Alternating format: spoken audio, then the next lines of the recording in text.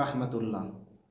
দেশ ও প্রবাস থেকে যারা আমার এই ভিডিওটি দেখছেন, একতারপুর মিডিয়ার পক্ষ থেকে আন্তরিক শুভেচ্ছা ও অভিনন্দন জানাই। প্রিয় নবী হজরত মুহাম্মদ সাল্লাল্লাহু আলাইহি ওয়াসাল্লাম সাহাবায়ে কেরামদেরকে বললেন, তোমরা মেম্বরের নিকটবর্তী হও। হজরত সাহাবায়ে কেরাম মেম্বরের নিকটবর্তী হলেন। প্রিয় নবী যখন মেম্বরের উপর প্রথম পা রাখলেন, তখন তিনি বললেন আমিন। দ্বিতীয় সিঁড়িতে যখন তিনি পা রাখলেন, তখনও তিনি বললেন আমিন।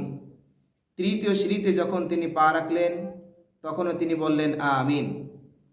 মেম্বার থেকে যখন তিনি নেমে আসলেন, হজরত সাহাবে কেরাম আরজ করলেন, ইয়া রাসূল আল্লাহ, ইয়া হাবিব আল্লাহ। আপনি মেম্বারে যখন প্রথম সিঁড়িতে পা রাখলেন তখন বললেন আমিন, যখন দ্বিতীয় সিঁড়িতে পা রাখলেন তখনও বললেন আমিন, যখন তৃতীয় সিঁড়িতে পা রাখলেন তখনও বললেন আমিন।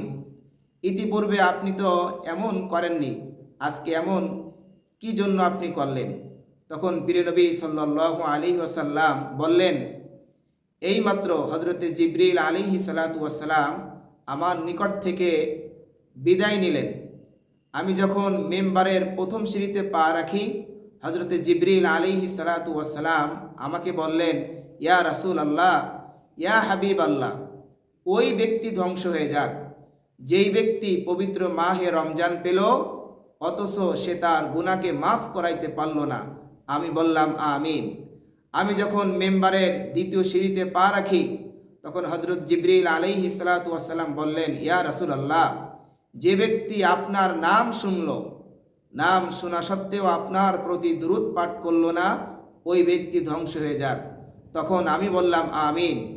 আমি যখন তৃতীয় সিঁড়িতে পা রাখি, তখন জিবরিল আলাইহিস সালাতু ওয়াসসালাম বললেন, ইয়া রাসূল আল্লাহ, ইয়া হাবিব আল্লাহ, ওই ব্যক্তি ধ্বংস হয়ে যাক যেই ব্যক্তি পবিত্র মাহে রমজানে পিতা মাতা উভয়কে পেল অথবা পিতা মাতার মধ্যে যে কোনো একজনকে পেল, পাওয়া সত্ত্বেও পিতামাতার খেদমত করে সেবা যত্ন করে জান্নাত অর্জন করতে পারল না, ওই ব্যক্তি ধ্বংস হয়ে যাক। তখন আমি বললাম আমিন। আশা করা যায় পবিত্র মাহে রমজানে কোন 3 শ্রেণী ব্যক্তি ধ্বংস হয়ে যাইবে, এই বিষয়টা আমরা জানতে পারলাম।